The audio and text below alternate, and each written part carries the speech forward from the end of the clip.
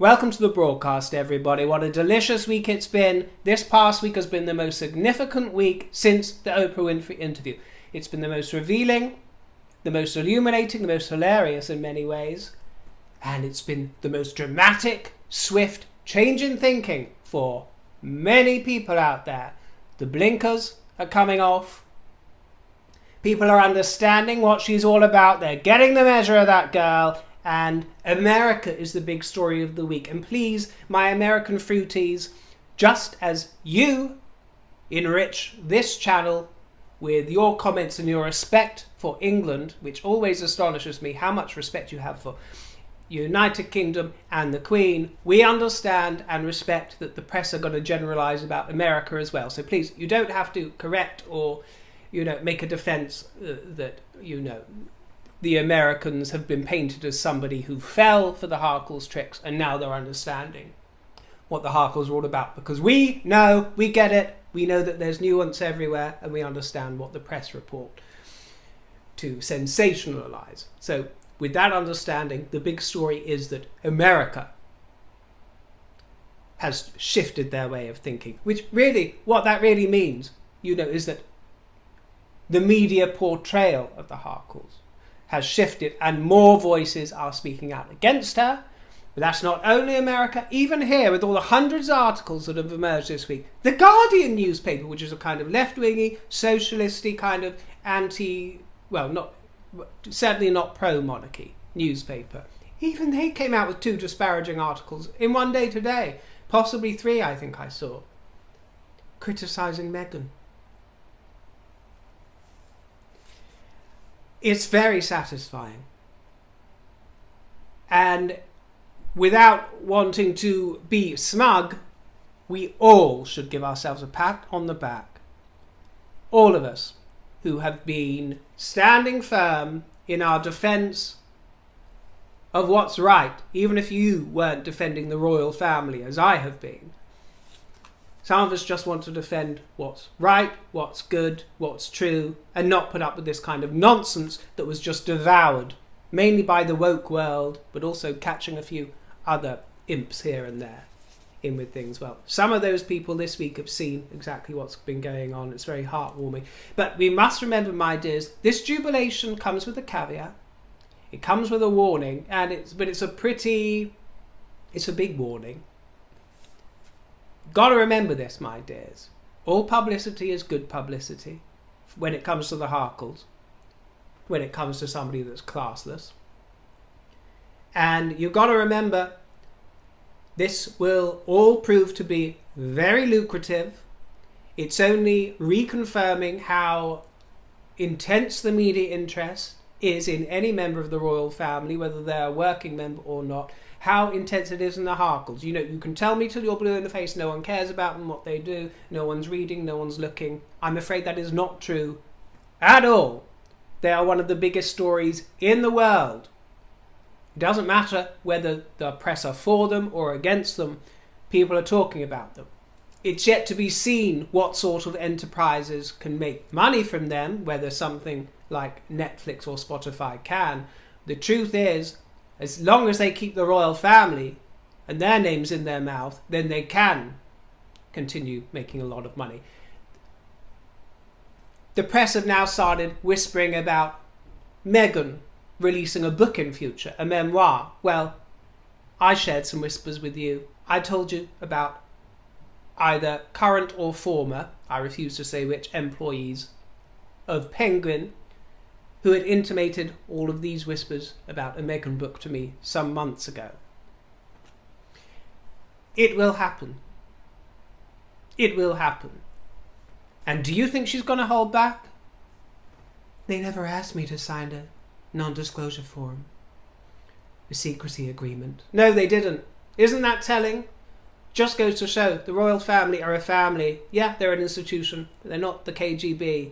They don't ask you to sign a signature in blood and keep secrets. They trust you. You marry a beloved family member, you're welcomed into it with open arms, so much so that the future king walks you down the aisle. I always wondered, to be quite honest with you, why Doria couldn't walk her down the aisle. Isn't that what most feminists would do? Reach out to the mother instead of the father? Why is it only Tommy Senior that can give her away? Why couldn't Doria? Why couldn't Doria? You know, I mean, it was lovely of Charles to step in, but a parent could have given the gal away. Yes, it's a break in tradition, but isn't that what she's all about? In fact, she wants to break tradition entirely and break everything that's cultured and good. But I digress.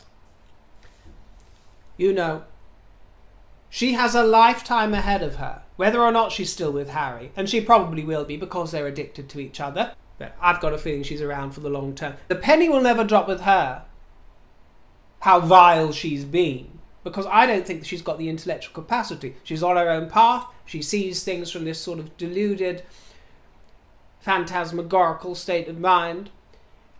Harry, on the other hand, had the potential to see.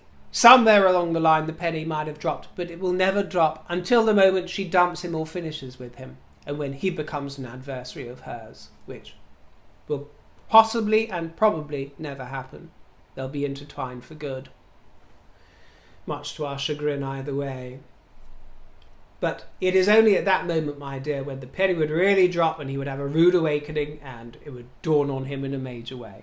She has everything on him now. So, if he thought he was trapped before as part of the royal family, I don't know how he would feel if his marriage was to be on rocky waters and look like it was coming to an end. Because that would be some foe of an ex-wife, wouldn't it? With all the secrets. And remember, once the Queen dies, we've got Charles's coronation coming up. I think these are the kind of opportune moments that Meghan will take to twist the knife even further, tell even more of her tales of Charles and Camilla. More recollections, more variable recollections. So many opportunities to merchandise round the corner. So we must bear that in mind. It's not all halcyon days from now on. In fact, it could get a lot more intense. So what I've always said to you, it's a roller coaster. We've just got to think of it as a roller coaster, and you try and enjoy the rises and the dips as part of the journey. That's all we can do, isn't it, my dear? I think the cover that made the largest splash was the New York Post, toddler and a tiara, spoiled princess. I wonder what she made of that. See, if she had a sense of humour, she'd get it framed and stick it above the lavatory. But this is Meghan. She'll probably try and sue. Daily Mail, the week the world woke up to Meghan the martyr. Good old speculator. Drama queens. Drama queens. The headlines came in from all around the world. The rebuffing came from all around the world. Whether it was in regards to the Nelson Mandela claims from the South African member of the cast or the composer. But what I found rather amusing was that John Carney, who was the cast member of The Lion King, the South African one, his agent spoke for him after he was baffled by Meghan's report. And the agent said, unfortunately, he has no recollection of meeting Meghan Markle. No recollection of meeting her. He didn't even say, no, I never met her, or yes, I met her, but I can't remember what we discussed. He just has no recollection. He's like, might have, might not have. I mean, who is she? Oh, I love you, John Carney. I love you. So what about this gentleman, Meghan? This black gentleman? Does that mean that he's some kind of chauvinist or some kind of racist because he can't remember meeting you, dear? Just shows what an impression you do or don't make on people, doesn't it? People have been holding Meghan to account over her claims that her kids would never have been safe from the Royal Rota because apparently they use the N-word. The British press pack used the N-word. Now, that's a really, really vile accusation to throw out there. And from what I know, and forgive me if I'm wrong here, if I'm not up to date, she hasn't named a particular journalist or some kind of faction of who's been using that word to describe her children. And for those of you abroad, I hope you can also see and understand why it's so unsavoury for those of us in the kingdom to see her just spouting this off about the British press as if that's a thing, as if that's some kind of acceptable thing. I can assure you, it is absolutely not. I can't think of a single publication that wouldn't fire their staff immediately if they were known to be using such language in any kind of public way, and probably in any kind of private way these days. And Chris Shipp spoke up about this, as a few people have, about the royal rota and about the photographing of royal children. Because, as you know, there's been a system in place for many years now which protects them. And it's a very civil arrangement, an agreement between the royal family and the families that have young children. There are no cameras at the school run for George and Charlotte, for example. If there ever are, no UK publication buys them. Did you hear that? No UK publication buys them. Can't stop a few slipping through the net, I'm sure, and they might get published here and there in Europe. But the level best is done to work in a sort of team effort, despite any laws that may or may not get in the way. No images emerge, do they, of Charlotte and George and Louis? They are not accepted in the United Kingdom. Voracious as they are, this agreement is in place, and the press honour it, as do the royal family. They honour it by playing their part and giving them a little slice of the cake with, as Chris Shipp says, on the first day at school, the palace allows 2 cameras with the school's permission to film and then share it with everyone. A really quite civilised arrangement. And people out there are saying in lots of articles that they can see in these podcasts and these interviews how she dangles little bits of information, almost like a sort of threat over the royal family. You know, she speaks about going through her drawers. What a ghastly thought. Going through her dresses and her nooks and crannies at Frogmore Cottage, going over old stuff she found, apparently her old journal. She left that lying around, apparently. And, you know, people are saying that that could be used as the basis for a memoir in future, detailing all her troubled times. But, you know, she seems to be making it very clear that she's not afraid to let the royal family know that she's not afraid to speak and she's not going to be bridled. She didn't sign an agreement throwing everything back at them in their faces, their trust. But, of course, all the disparagement she gets and all these accusations of lies and misremembrances, she's just going to try and throw it back in everybody's face, isn't she? Probably on one of her archetypical broadcasts. She really should have the balls to do an episode entitled Liar, shouldn't she? Interviewing herself, featuring herself, because that is the strongest accusation she's gotten. Why doesn't she face it? Face that archetype. My dear. Let's see how you wriggle yourself out of that one, and I'm sure you will. But let's make one thing clear. We don't doubt you, Meghan, because you're a woman. We don't doubt you, Meghan, because you're black. We don't doubt you because you're a woman of colour, you're mixed race, because you're American. We don't even doubt you because you're a bitch. We doubt you because time and time over again, almost every accusation you've come out with, every recollection, every tale, every expostulation, when scrutinised, has turned out to be a misremembrance, a misrecollection, a half-truth, a fantasy, an interpretation of the truth, or a downright lie. Every time. Every time. That's what they all seem to boil down to. Even Her Majesty the Queen, who never complains, never explains, is always silent, never given an interview in her life. Even Her Majesty was moved to include in her statement the words, recollections may vary. And it was all there.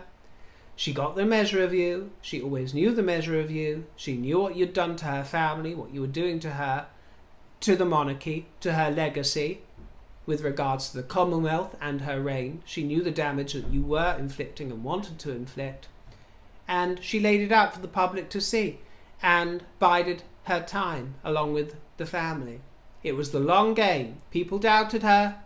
People doubted her strategy, her style. Why doesn't she do something? Why doesn't she say something? Don't understand it.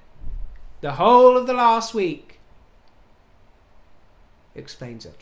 The whole of the last week explains it. It explains class over trash. Do you understand, my dear? The famous English reserve, the stiff upper lip. She revealed herself. Time revealed her. You know, It requires an enormous effort of patience. An enormous effort of patience. And it is there to test Charles as well, because he's going to be facing it when the memoir's released, when the time for the coronation comes, through Camilla's ascent into queenhood. As the besmirchments keep coming, he will be tested to keep quiet too. I'm blessed to say that he hasn't spoken or made any hint of his thoughts since the whole debacle began, and in fact has behaved impeccably in that respect, and William too. Rachel, darling, it does not behoove you to stand on the shoulders, to crawl and climb onto the shoulders of the issues of racism and feminism and humanitarianism and hijack them to exalt your own righteousness. It ain't a good look, my love. Think again. And even some of the systems that are propping up Archewell at the moment seem to show a slightly greasy side. And I don't know if there's any truth in this, but Spotify have been accused of massaging their figures on the podcast charts because, as you know, Archetypes was number one, knocked Josh Rogan off of the number one position. It'd be very interesting to know if they come forward and explain how their chart was aggregated, because the Daily Mail have been investigating this, and apparently there are several charts which have showed Archetypes to come in at number 5 all the way down to number 25, but not at number 1. But apparently on this main chart it's been placed into pole position and people are confused as to why. Well, I don't know, maybe there's some explanation behind it, but the Daily Mail can't find it. Having said that, I don't doubt that it didn't get good ratings of some kind, because everyone's tuning in to have a good laugh. They've all been reading the articles of disparagement. So as I say, for Spotify, bad publicity for the Harkles means ratings for them. And I do not care. I don't care how many people watch it. I think it's great that people are watching it. And I don't care if it means that they'll get more lucrative offers. I don't care if it makes them richer. That's no skin off my nose whatsoever. I wouldn't care if they were worth 5-10 billion, whatever it is. Why does that affect me? I'm not at all concerned about that. I'm more concerned about getting the message out for as many people to know what they are like, and to realise that why some of us feel nauseous whenever they open their traps. Well, we all know that Meg tried to play Kate, but art reflects life, because of all the names in the world, they've been casting Series 6 of The Crown. And what was the name of the gal that they've discovered to play Catherine? Meg. Yes, Meg Bellamy, the young gal, has been cast as Catherine. Why did it have to be that name? She submitted a self-taped audition piece when she responded to a casting call on social media. And Ed McVeigh will be playing Prince William. At the time of recording, the latest news I've heard is that the Harkles may have landed in the kingdom this morning, Saturday morning. They may already be here. Ooh, makes me itch just thinking about it. They're going to be here till at least Wednesday. I think they've got the day off on Wednesday, but they begin their royal tour. Evita's here, it's the Rainbow Tour. Machiavelli, she says. Make a Montecito Rose. She's going on tour. Begins in Manchester. They'll be hustling away all through the week. We'll see what they get up to. I'm sure that'll keep us entertained, won't it, my dears? If the rumours are true, then they arrived on commercial airlines, rather a commercial flight. So bravo, bravo. I wonder if that's in response to all the bad publicity they've got for private jets over the last week. No, I'm sure it was the Traveller's Checklist, wasn't it? On best behaviour, as they always are. And they'll be based at Frogmore, which is only 15 minutes walk from Adelaide Cottage.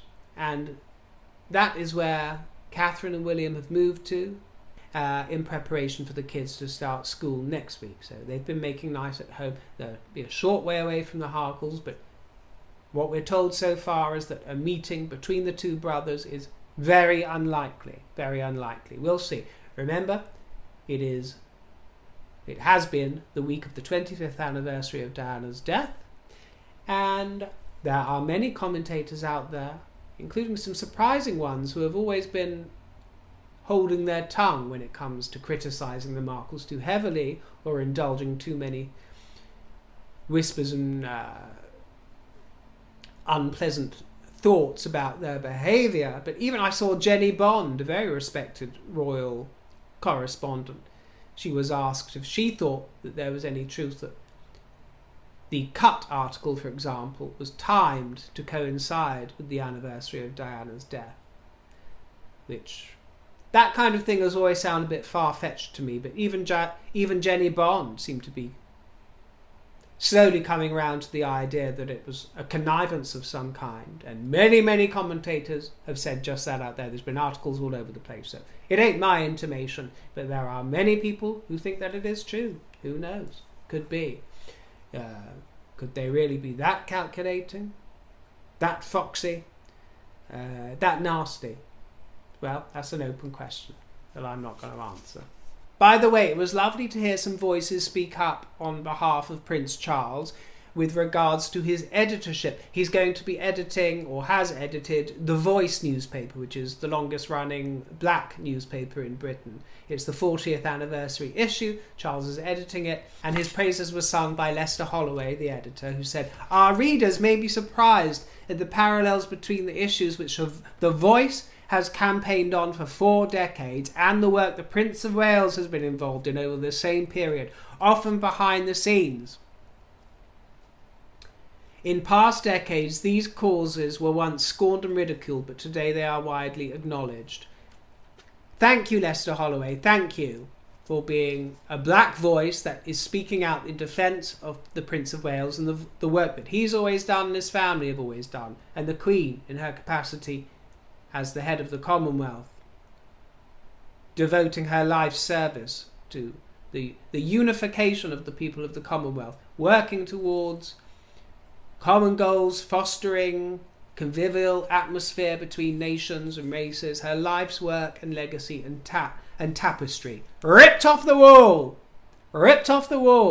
by the wife and the husband, with absolutely no disregard, absolutely no regret, absolutely no feeling for the Queen, and to have the temerity to then just go and eat a slice of cake and sip the tea with the Queen, sitting there as if their stuff don't stink. As if their stuff don't stink. Yeah, well, we smell it, don't we, my dears? And it's rotten. And one of the articles in this edition is by Idris Elba, the popular actor, who recalls how the Prince's Trust grant that he received when he was 16 years old, all that time ago, it opened doors that changed my life, he said. The Prince was looking out for him even then. Not just him, but any youngster coming up, of all races, all classes. So many have been helped by the Prince's Trust over the years, so thank you for speaking out, Idris Elba. And thankfully, Prince Charles isn't the kind of character that's got to turn around after receiving some of that kind of praise and claim to be the new incarnation of Mandela. Thanks for popping in for a little chinwag my fruits and sharing a cup of tea with me. It was a very dramatic week last week, and I've got a feeling that this week coming is going to have some adventures too. So we'll have to just get on that roller coaster and take the dips and falls as they come, won't we, my dears? But I'm sure we'll have some fun. So this was just a quick pop in to say hello and reflect on the week that's been. Very interesting, very significant. But I look forward to seeing you in the next broadcast. Stay royal, stay sexy. Enjoy yourself. Thank you for popping by. Thank you so much for all the juicy comments I've had over the last week. I've been really quite overwhelmed, as I often am, but over the last week, such generous comments, kind comments, witty, playful, mischievous, coming in thick and fast. It's so hard to keep up, but I do my best to absorb and read as many as I can, and you make me chuckle every day, so I thank you very much. My tip jar is in the description below if you'd like to treat me to a weekend coffee or a currant bun or a trinket, then you're very kind. I'll see you next time. Be good and toodle pip.